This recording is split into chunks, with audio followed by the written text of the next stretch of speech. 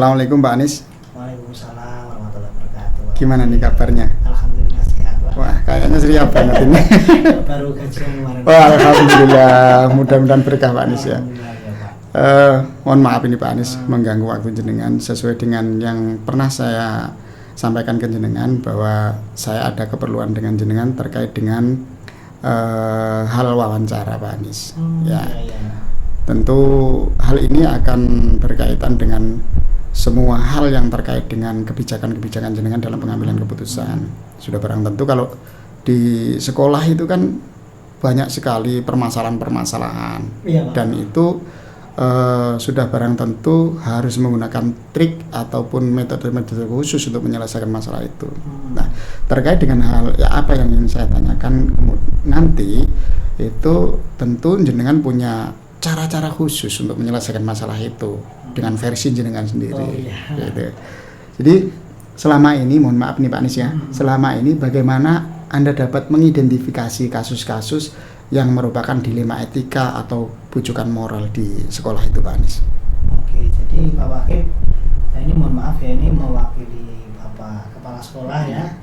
Saya hanya mengimbaskan istilahnya. Siap. Bagaimana cara kita sebagai pengelola sekolah dalam mengambil keputusan. Jadi kalau misalkan kita dapat kasus-kasus dilema etika, karena dilema etika itu kan kita mengalami dilema harus memilih yang mana. Sebenarnya yang kita pilih itu semuanya benar gitu, tidak ada salahnya ya. Kalau bujukan moral kan ada benar versus salah ya. Ada yang salah gitu ya. Jadi yang pertama kita melihat dulu dari sisi hukum dulu Pak, itu yang paling tinggi kita, hukum dan aturan lah ya, dari perundang-undangan. Kemudian apabila kasus tersebut melanggar hukum dan aturan perundang-undangan, maka sudah tentu kasus itu adalah benar lawan salah ya. Jadi dia jelas bujukan moral ya. Tapi kalau kasus itu merupakan pilihan kebijakan yang harus diambil oleh pimpinan, itu berarti saya identifikasi sebagai dilema etika. Gitu ya. Ya.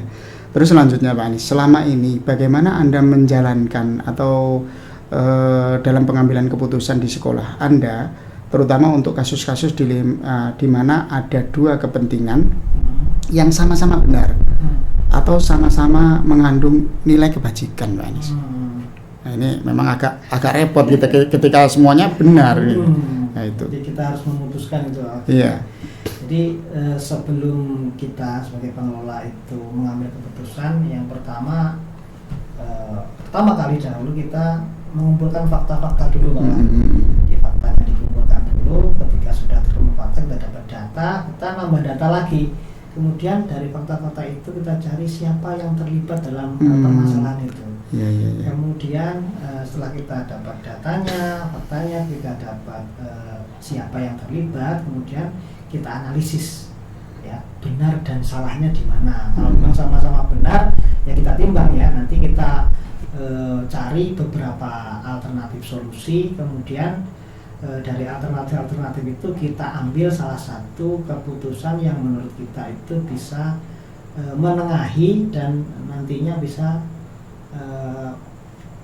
bermaslahat atau bermanfaat untuk kemaslahatan yang lebih baik di warga sekolah, terutama keberpihakan kepada murid. Oh gitu ya Pak Anies. Nah, terkait dengan hal itu semua, langkah-langkah atau prosedur seperti apa nih yang biasa jenengan lakukan selama ini? Ya. Jadi boleh nih Pak Wakil kalau kita mencontohkan satu problem gitu ya, sehingga langkah-langkahnya itu sudah pernah kita ambil gitu ya. Jadi yang pertama dulu kita ada permasalahan dilema etika itu antara siswa inklusif gitu Pak Wakil, inklusif ya. Kemudian kita harus memutuskan apakah dia itu bisa berlanjut ke kelas berikutnya atau tidak. Gitu. Nah, itu kita identifikasi dulu permasalahannya dari awal Pak Wakil, dari wawancara pertama kita masuk, pas COVID ya, jadi kita di SMP-nya nggak bisa menyalahkan kenapa dia bisa lulus atau tidak, yang buktinya dia punya ijazah SMP.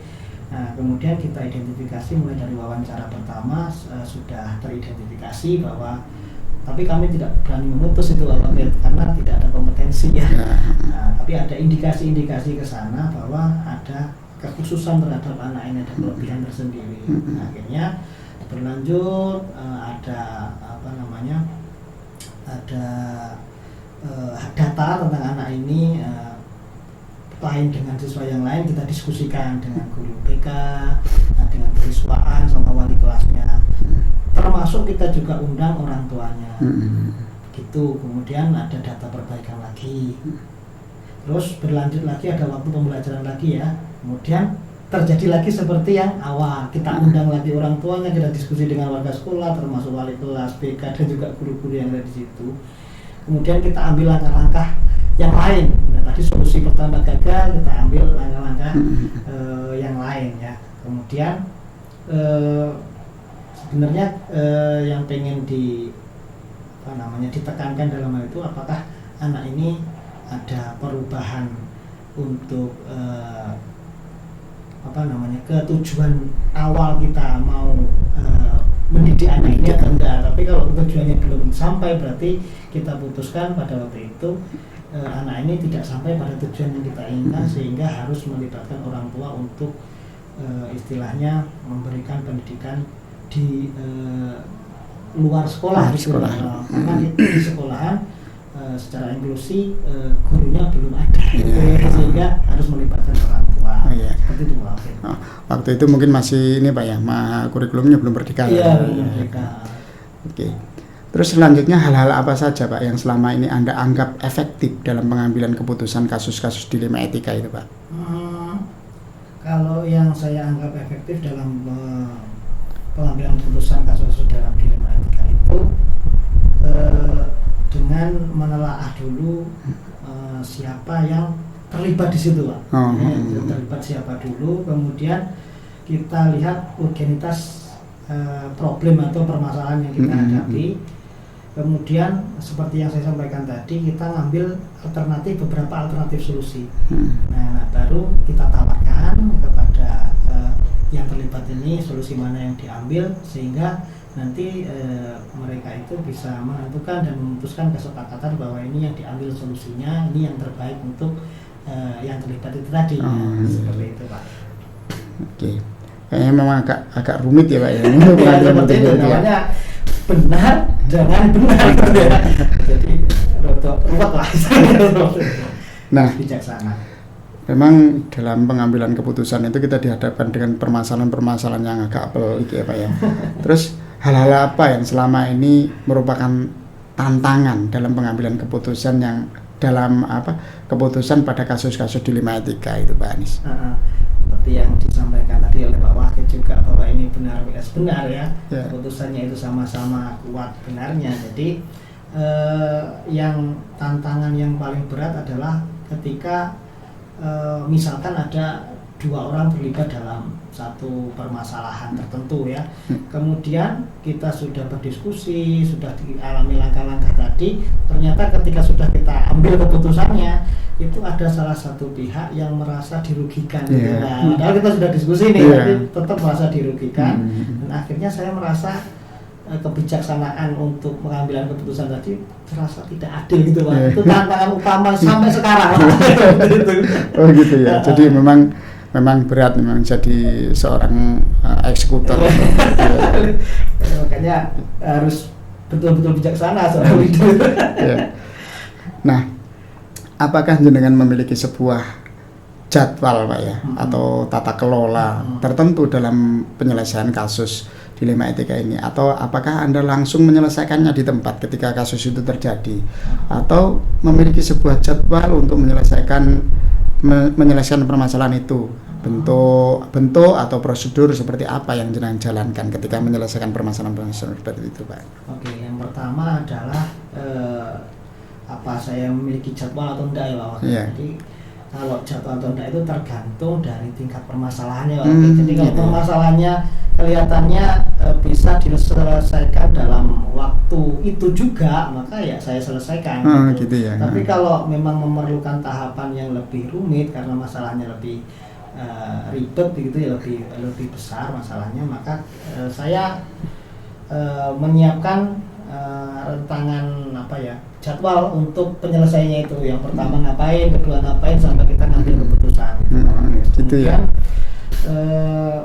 Metodenya ya tadi ya. Iya, metodenya untuk pengambilan keputusan ini, kalau di saya terutama di kurikulum itu memang memiliki tahapan dalam melaksanakan pengambilan keputusan. Misalkan pengambilan keputusan agar siswa itu naik kelas gitu ya, kita kan perlu tahapan dari mulai asesmennya, mulai dari diagnostiknya bagaimana, gurunya sudah mengajar benar sesuai diagnostiknya itu atau belum, terus disandingkan dengan asesmennya bagaimana, baik asesmen formatifnya atau lebih ke asesmen sumatifnya, sehingga kita keputusannya nanti dia bisa naik kelas atau tinggal kelas misalkan seperti itu, sudah memenuhi kriteria dari guru tersebut atau belum. Jadi memang seperti itu, harus ada step by step metodenya untuk pengambilan keputusan yang akan ditentukan nanti. Tentu saja untuk hal yang lain bisa saja step by stepnya itu bisa berbeda gitu ya. Tapi saya yakin di semua lini, misalkan di wakil kesiswaan atau wakil sarpras ada permasalahan, step by stepnya ada, cuman mungkin berbeda dengan kami di kurikulum. Jadi intinya di situ selain step by step itu ada pengumpulan fakta-fakta dulu Pak ya. Pasti Pak. Jadi sama seperti yang kita bicarakan tadi ya Pak, mulai dari fakta, ngobrol dulu dengan warga sekolah, siapa yang terlibat, itu pasti ada tahapan-tahapan itu. Tapi apakah tahapan-tahapan itu harus ada di setiap lini, itu mungkin ada prioritasnya sendiri-sendiri gitu. Yang penting kalau di kita itu selalu memprioritaskan bahwa ada keberpihakan bagi murid gitu ya. Utama kita laksanakan. Ada kemaslahatan untuk semua Pak ya. Juga untuk semua seperti warga sekolah. Baik. Sudah barang tentu Pak ya, ketika jenengan mengambil keputusan itu ada mungkin sosok atau seseorang atau rekan kerja sejawat yang selama ini mempermudah atau membantu jenengan dalam pengambilan keputusan dalam kasus-kasus dilema etika ini Pak ya. Jadi kalau sosok lebih kepada sosok-sosok senior Pak yang di sekolah. Kebetulan walaupun saya saat ini diembani tugas sebagai wakil kepala sekolah, kan secara usia, secara masa kerja saya ini masih di bawah bapak ibu guru yang lain yang senior. Maka setiap pengambilan keputusan saya itu ada yang dianut itu ada. Saya selalu mengkomunikasikan kepada mereka apakah yang saya ambil ini dipertimbangkan boleh saya ambil atau kita ambil alternatif yang lain gitu Pak. Artinya memang ada kolaborasi dengan rekan sejawat, termasuk wali murid seperti itu Pak ya, dengan tokoh-tokoh gitu ya. Seperti itu Pak.